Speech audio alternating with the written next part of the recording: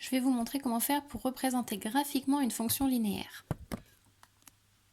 Alors, je prends l'exemple d'une fonction, je vais prendre la fonction f de x est égal à moins 3x. Ici, de sa forme algébrique, on reconnaît que c'est une fonction linéaire puisqu'on a juste x qui est multiplié par un nombre, donc c'est bien une fonction linéaire. Puisque c'est une fonction linéaire, je sais que sa représentation graphique va être une droite qui passe par l'origine. Donc je vais avoir une droite qui va obligatoirement passer par le point origine du repère.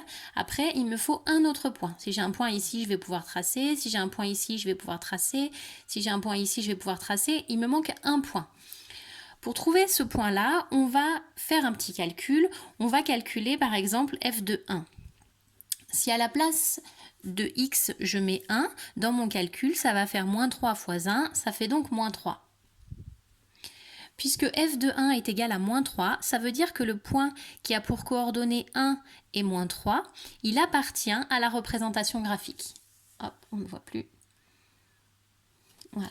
Il appartient à la courbe, le grand C signifie courbe, représentative de la fonction f.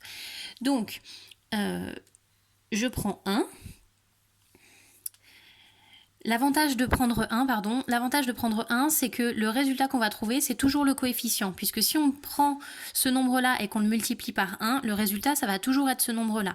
Donc, le coefficient qu'on a ici va toujours se retrouver quand on prend f de 1. Donc maintenant que je sais que le point de coordonnées 1, moins 3 appartient à ma représentation graphique, je le place sur le repère. Donc ici j'ai 1, et ici j'ai moins 1, moins 2, moins 3. Donc le point que je place ici est le point de coordonnées 1, moins 3, qui appartient donc à la courbe représentative. Je vais donc pouvoir aligner ce point-là avec l'origine, et je trace. Ici on a terminé notre construction, on va juste marquer un grand C pour dire que c'est la courbe, un petit f pour dire que c'est la courbe qui représente la fonction f, et on a terminé. On va pouvoir vérifier que si on avait calculé un autre point, si j'avais calculé f2, 2 par exemple, j'aurais fait moins 3 fois 2, ça faisait moins 6. Eh bien, le point qui a pour coordonnées 2 et moins 6, il est aussi sur la représentation graphique. On va vérifier, le point de coordonnées 2, moins 1, moins 2, moins 3, moins 4, moins 5, moins 6, il est là. Voilà, on aurait pu essayer avec f de moins 1 par exemple. Moins 3 multiplié par moins 1, ça aurait fait 3.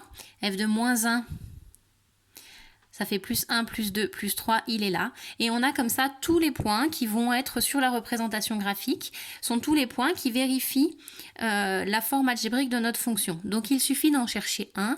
Nous, on va choisir le f de 1 parce que c'est celui qui est le plus simple, parce qu'il n'y a pas de calcul à faire. Mais on voit qu'en réalité, ça correspond à tous les points.